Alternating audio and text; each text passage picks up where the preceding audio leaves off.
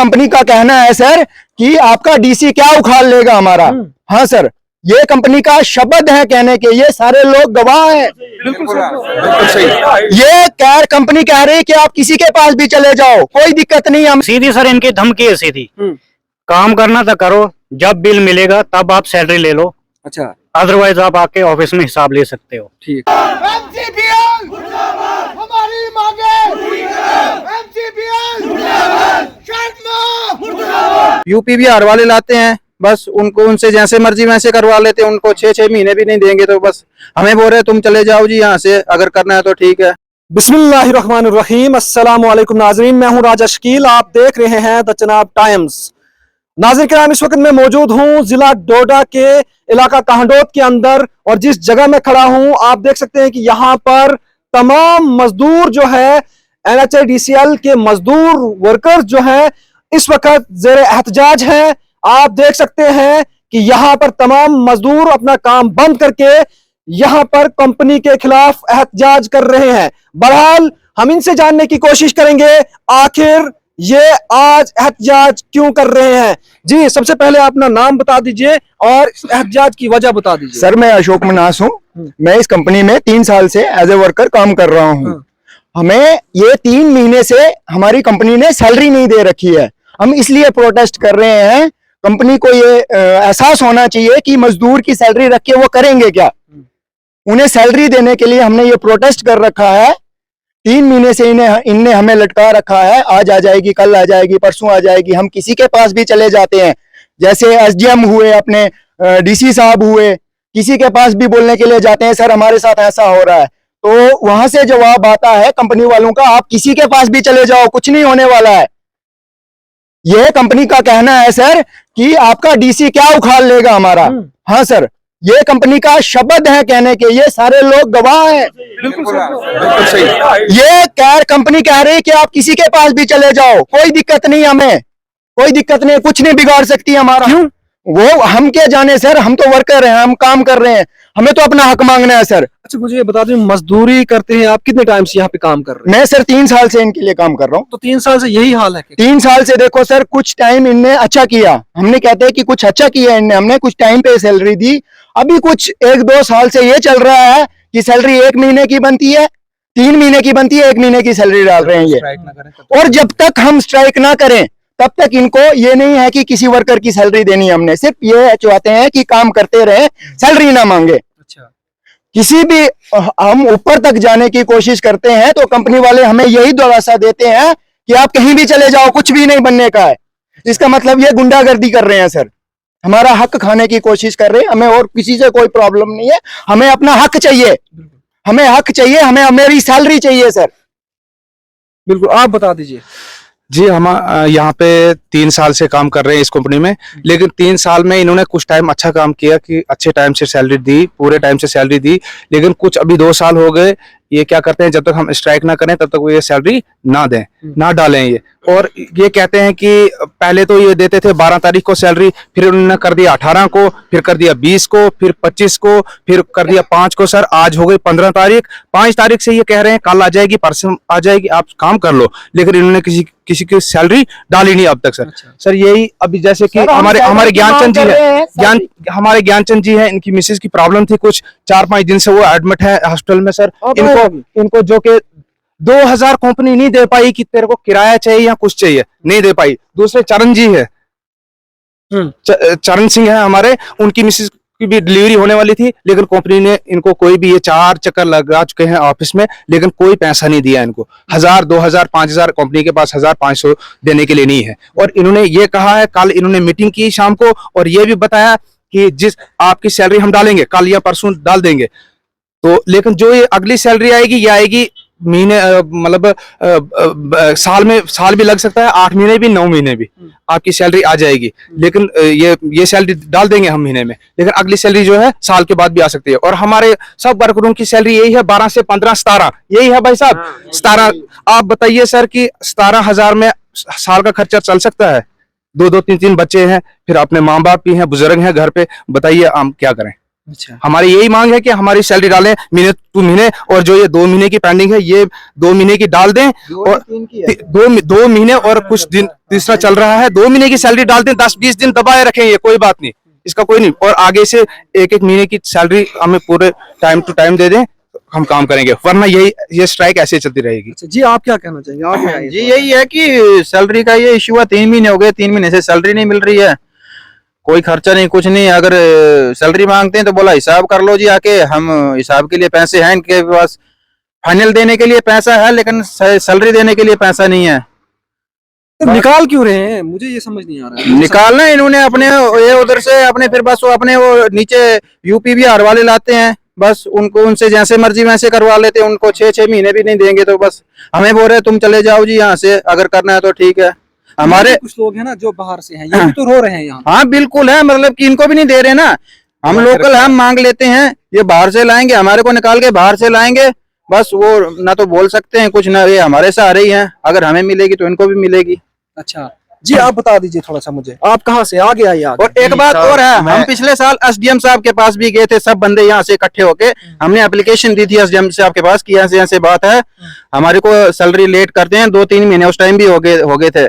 SDM साहब ने company वालों को भी बुलाया, वहां पे हमारे को बुलाया, जुबानी कार्रवाई की, उन्होंने कोई लिखित में नहीं दिया कि आप जी टाइम से सैलरी दो उनको, या इतनी तारीख को आप सैलरी रखो, उन्होंने कोई कागजी कार्रवाई कोई नहीं की, उन्होंने बोला नहीं जी अगर कुछ होगा तो आप हमारे को पकड़ लेना। अब हर महीने हम एसडीएम साहब को कहाँ पकड़ने जाएंगे, हमने 2-3 महीने बोला हमने उनको, अब हर महीने कहाँ हम एसडीएम साहब को पकड़ने जाएंगे, नहीं जी ये सैलरी नहीं दे रहे हमारे को, उन्होंने कोई कागजी कार्रवाई नहीं की है उस टाइम।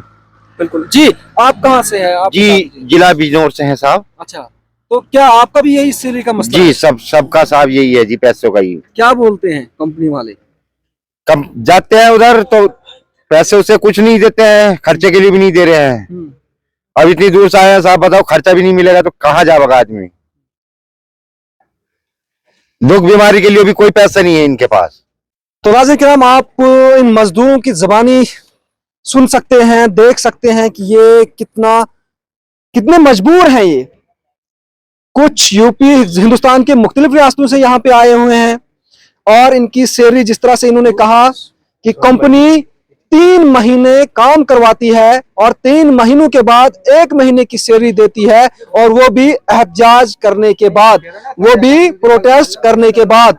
बहरहाल मजदूर जिस तरह से इन्होंने कहा कि अपने बच्चों को, अपने बुजुर्गों को हम अपने घर पे छोड़ रहे हैं, और 12, 14, 15 हजार सैलरी है, और वो भी 3 महीनों के बाद मिलती है, एहतजाज करने के बाद मिलती है। आखिर उस से हमारा घर कैसे चल सकता है?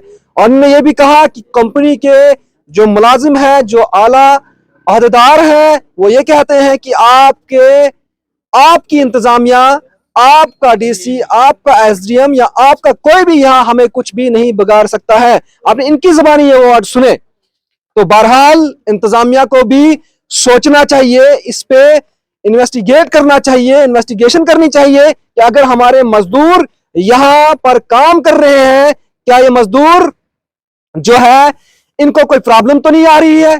क्या इनके घरों पे कोई मजबूरी है, मजबूरी की वजह से इनको कोई परेशानी का हाल तो सामना तो नहीं करना पड़ता? जिस तरह से यहाँ इन्होंने ये भी कहा कि कुछ मजदूर हैं जिनको बहुत परेशानी थी, उनकी भी सैलरी को रोक दिया गया, 2000 कंपनी ने उनको नहीं दिया। बहरहाल इंसानियत के नाते से इंतजामिया को भी और यहाँ के जो लीडर हैं, खास करके सियासतदान हैं, उनको भी सोचना चाहिए कि कम से कम कंपनी जो भी आ रही है, बाहर की कंपनी यहाँ पे काम कर रही है, हम ये कहते हैं कि कंपनी काम करे, और ये भी कह रहे हैं कंपनी हमसे काम करा रही है। इनका मुद्दा मकसद जो है कंपनी के काम रोकने का नहीं है, इनका मकसद यह है कंपनी काम करवाए, लेकिन हमारी सैलरी, हमारी मजदूरी जो बनती है वो हमें वह गुजार की जाए। बहरहाल यहाँ पे और भी हैं, इनसे भी बात करेंगे, बता दीजिए थोड़ा सा। सर यही मसला है भाई, सीधी सर इनकी धमकी है सीधी, काम करना तो करो, जब बिल मिलेगा तब आप सैलरी ले लो, अच्छा, अदरवाइज आप आके ऑफिस में हिसाब ले सकते हो। ठीक। तो आप बताइए सर, हम लोकल हैं, हमारे दरवाजे अगर रोजगार आया, हम फाइनल लेके कहाँ जाएं सर? बिल्कुल, कहाँ जाए? हम तो यहीं रहेंगे सर। बिल्कुल। भाई इनकी सर यही धमकी है, 3-3 महीने सर सैलरी मिलेगी, परिवार कहाँ जाएगा सर? स्कूल की फीसें देनी है, दुकान वाले का राशन का देना है, क्या करें सर? बस इनका यही है, जिसको काम करना करे। शर्मा जी है, एमडी है, कौन है हमें मालूम नहीं है। वो सीधा बोलते हैं हमें तो बाहर वालों को 3-3 महीने वेट करते हैं, 4-4 महीने वेट करते हैं। जब सर हमारे इधर रोजगार आया तो हमें काम नहीं मिलेगा तो बाहर वालों को मिलेगा क्या सर? ये बाहर वाले हैं, इनको ला के रख देंगे इधर, ये बेचारे क्या करेंगे इधर, किसके पास जाएंगे? हमारे भरोसे ये भी बैठे हैं कि यहाँ ये कुछ करते हैं, कुछ आवाज उठाते तो हमारी सैलरी बह जाती है। बाहर वालों को इधर कौन पूछेगा? कोई नहीं पूछेगा सर। ये अगर हम बाहर जाएंगे हमें कौन उधर पूछेगा? हम तो बाहर उनकी सपोर्ट से हम उधर काम करेंगे ना भाई। इनकी सर यही धमकी है, हमें टाइम से सैलरी चाहिए सर। आप बता दीजिए क्या मामला है आपका? मामला सर यही है, सैलरी का है। और ये कहते हैं कि जैसे कि अभी आपको सैलरी हम 1 महीने की देंगे सिर्फ, ठीक है। उसके बाद जब हमारा अगले बिल वगैरह होगा, चाहे वो उसमें 3 महीने लगे, 6 महीने लगे, जितना भी टाइम लगे, उससे हमें कोई नहीं है। हमने ये कहा कि आप हमें जितना मतलब आपका जितने टाइम का बिल बनता है उस हिसाब से हमारी सैलरी क्लियर कर दीजिए। कहते नहीं जी, 1 ही महीने की सैलरी मिलेगी, चाहे बिल चाहे आपके 3 महीने के बाद बने, चाहे 4 महीने के बाद बने। अच्छा। तो अब तो सर ऐसा नहीं है कि हम काम नहीं कर रहे हैं, हम काम भी तो कर ही रहे हैं। अगर 3 महीने के बाद इनका बिल लग रहा है, हमने 3 महीने का काम भी तो किया है, उसके बारे में तो सोचना चाहिए कंपनी को। ठीक, आप बता दीजिए। जी सर, बस हमें भी वही है, सैलरी का इशू। ना तो ये इंक्रीमेंट लगाते ना कोई कुछ करते हैं।